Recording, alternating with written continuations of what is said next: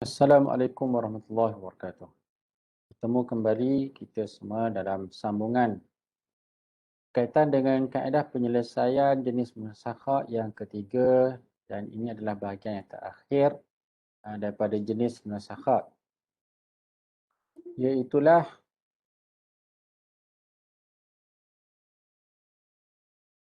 wujud simati ketiga yang tidak mewarisi simati pertama. Maknanya dalam masalah munsakha yang melibatkan kematian berlapis ini, adanya simati ketiga. Simati ketiga ni yang tidak termasuk di dalam senarai waris simati yang pertama. Contohnya, seorang mati meninggalkan 3 anak lelaki.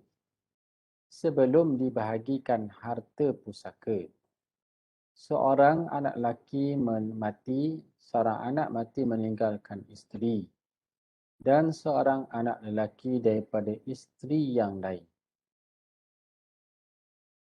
Jadi dia ada 2 orang anak.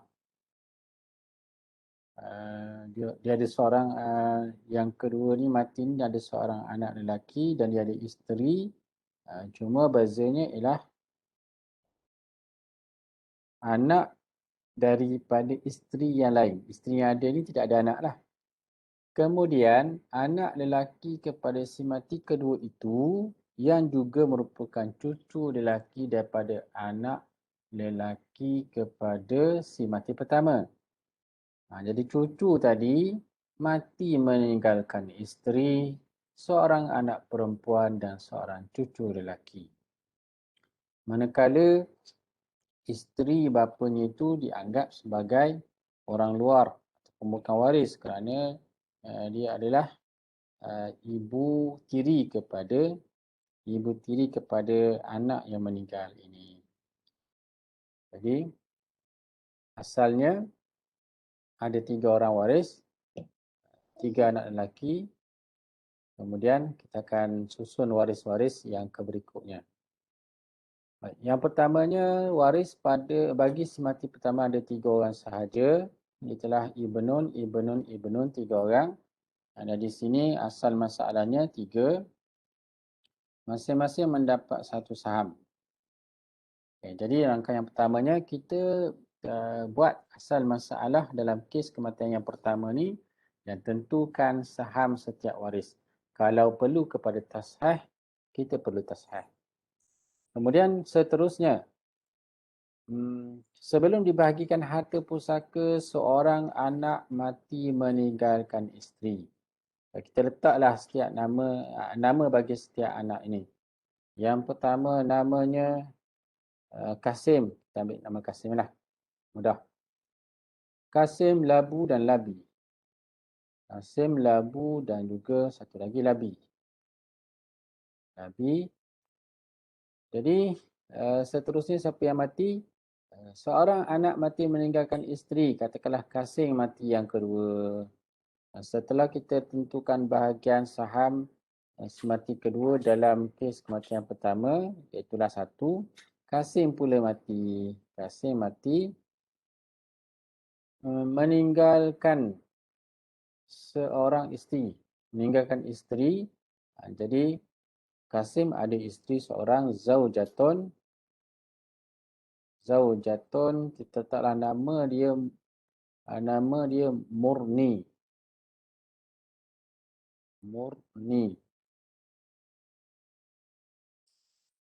Kemudian seorang anak lelaki daripada isteri yang lain.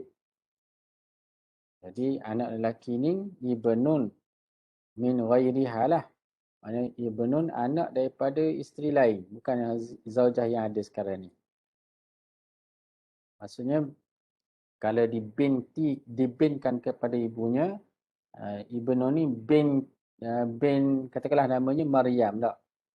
Ibunya hak dulu nama Maryam. Ni ibu Murni ni ibu tiri dia. Jadi ibnu ni kita bagi nama Selamat.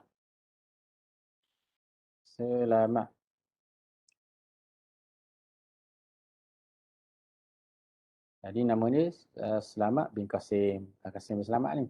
Selamat bin Kasim. Kalau bin ibu, Selamat bin Maryam, bukan Selamat bin Murni. Kemudian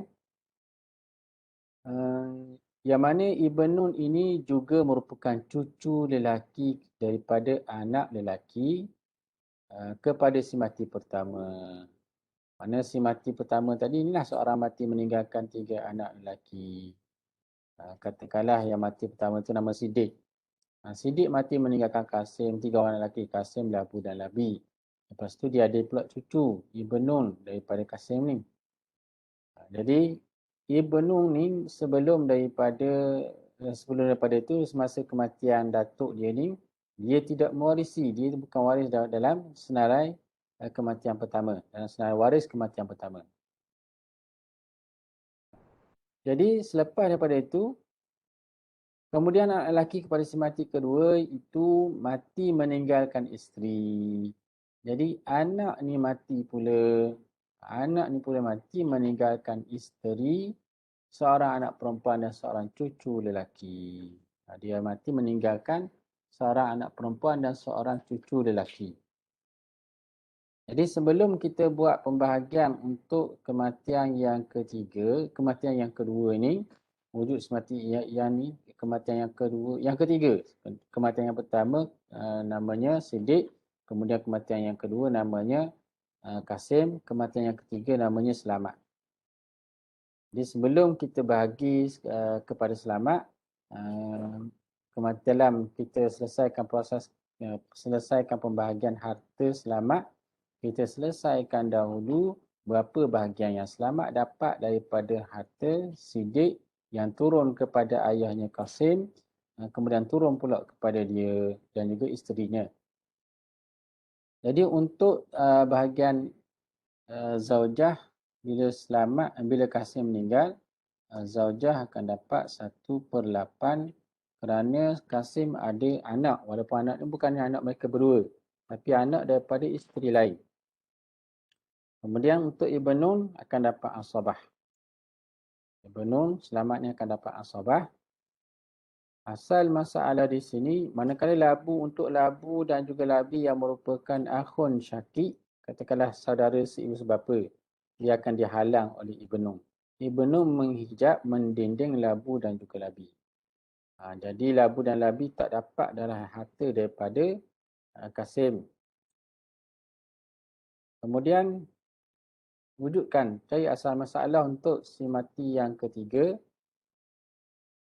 Asal si mati yang kedua, asal masalahnya 8. 8, 1 untuk zaujah dan 7 untuk Selamat, untuk anak Kasim. Kemudian setelah kita mencari asal masalah si mati kedua, asal masalah si mati kedua, kita kena lihat berapa sahamnya dalam kematian pertama. Dalam saham si mati kedua, di dalam kematian pertama, dalam asal masalah ataupun dalam pembahagian yang pertama. Jadi di sini 1/8. 1 nak bagi dengan 8 tak boleh, jadi sini tabayun darab dengan 8. Kena darab dengan 8. Kemudian yang ni tak perlu didarab dah. Kerana 8 dengan 1 ni, bila 1 darab 8, jadi asal masalah ataupun JSTK-nya yang 8. Baik, hasil darab asal masalah si mati pertama. Yang ni asal masalah si mati yang pertama, iaitulah 3. Hasil darab 3 dengan 8 akan jadi al-jami'ah. Jami'ah yang pertama. Di sini akan jadi al-jami'atu. Al-jami'atu.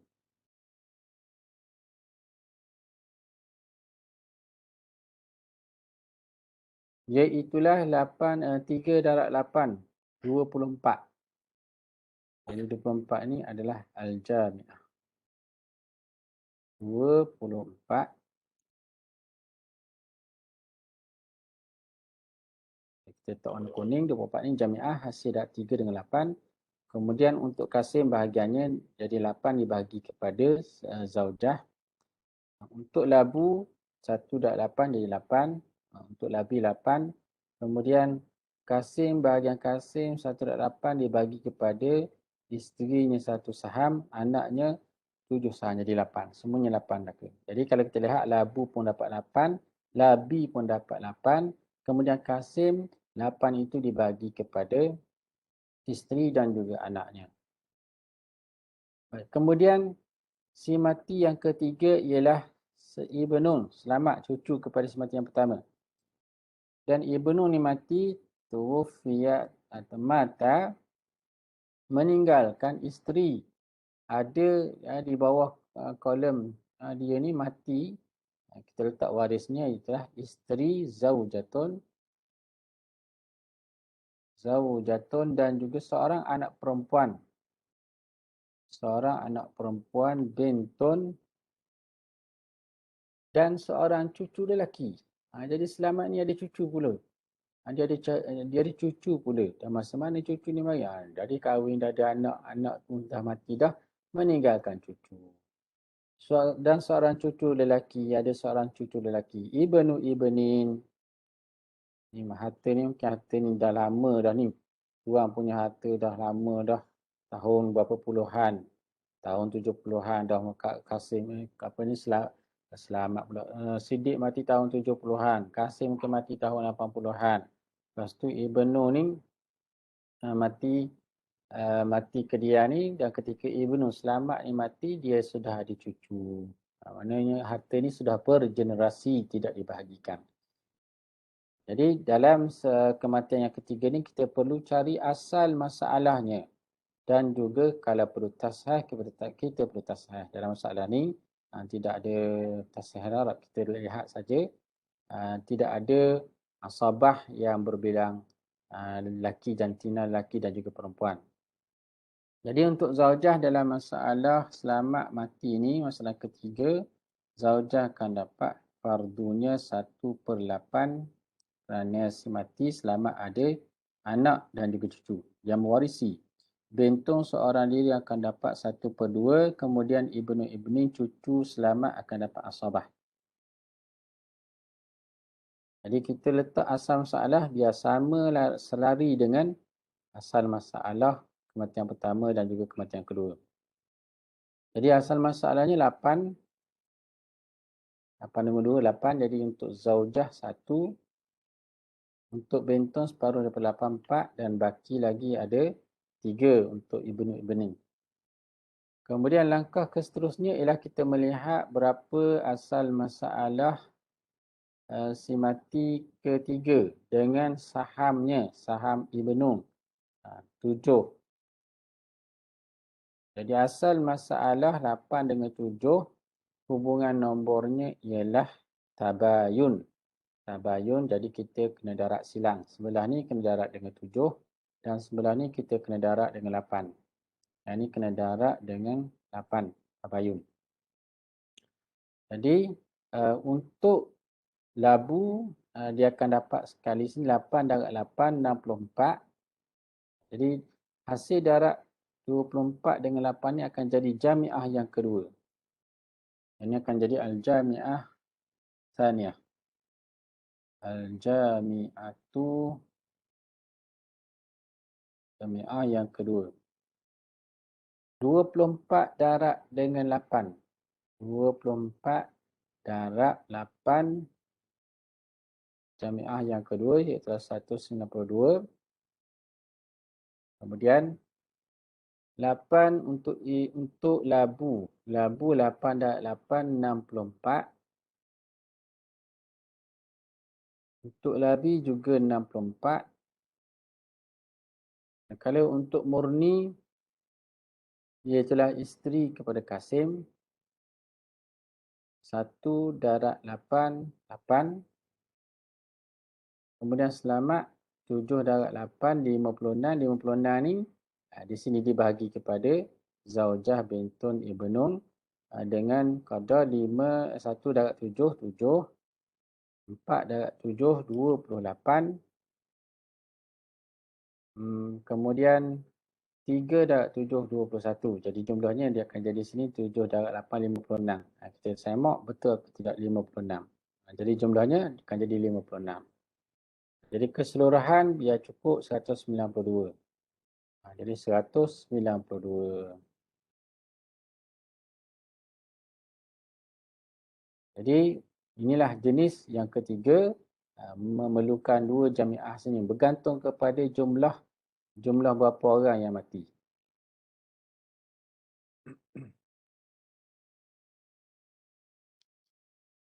Baik. Di sini kalau kita lihat, kalaulah jumlah ini 192, 64, 8, 7, 28, 21, kalau boleh dikecilkan dengan sifir, boleh kita lakukan kecil, maksud ikhtisar ataupun kita panggil ikhtisar, mengecilkan saham. Tapi di sini inilah saham yang paling kecil, boleh dibahagikan kepada waris-waris, kepada 3 orang si mati dalam kes ni. Jadi kalau sini ada 7, ada 8, tak boleh nak bagi dengan sipir dah ni. Sipir 7 tak boleh, sipir 8 pun tak boleh. Kalau bagi dengan sipir 8, tak boleh. Kalau bagi dengan sipir 2 pun tak boleh dah. Jadi inilah yang paling kecil yang kita boleh bagi dalam kes ini. Jadi apabila kita lihat, apabila kita dah wujudkan jamiah di sini, jadi yang belakang ni, di antara masalah semati pertama dengan masalah semati kedua, kita sudah tak perlu lagi lihat jumlah berapa penilaian saham mereka. Dengan padan, jadi kita akan lakukan proses berulang-ulang. Jadikan jamiah yang pertama ni seolah-olah macam kematian pertama. Jadi kita ulang proses, kita cari kematian yang seterusnya, asal masalahnya. Kemudian kita lihat saham semati ke seterusnya, dan juga kita bandingkan dengan asal masalahnya, buat perbandingan nombor, kemudian selaraskan dan wujudkan kalau perlu kepada, kalau tak boleh nak dibahagi, kena wujudkan jamiah yang kedua. Jadi inilah antara kaedah pembahagian untuk munasakhah jenis yang ketiga, dan saya harap para pelajar semua, anak-anak semua dapat mengembangkan ataupun boleh melakukan pembahagian kiaslah dengan kaedah-kaedah yang telah kita pelajari. Kalau melibatkan kematian yang ramai lagi, kalau kematian tu sampailah yang ni kita buat contoh 3 kematian, dan boleh jadi kematian itu bertambah lagi kalaulah harta pusaka tu dibiarkan lama, tidak dibahagikan. Boleh jadi sampai bergenerasi, melibatkan kematian yang berlapis-lapis.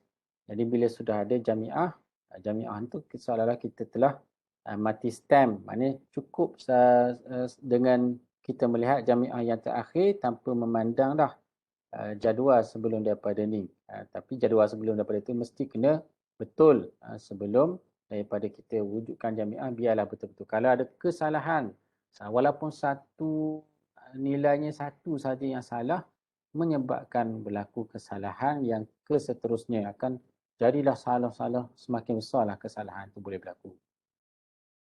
Jadi sekadar ini saja untuk kaedah penyelesaian jenis yang ketiga, yang kita bahagi pula, pecah pula kepada 4 bahagian. Mudah-mudahan ianya dijadikan sebagai satu ilmu yang bermanfaat dan diberikan kefahaman untuk kita bagaimana menyelesaikan kes-kes yang dipanggil munasakhat ini ataupun kematian berlapis. Wallahu alam. Aqulu qali hadza wa astaghfirullahal azim li wa lakum. Assalamualaikum warahmatullahi taala wabarakatuh.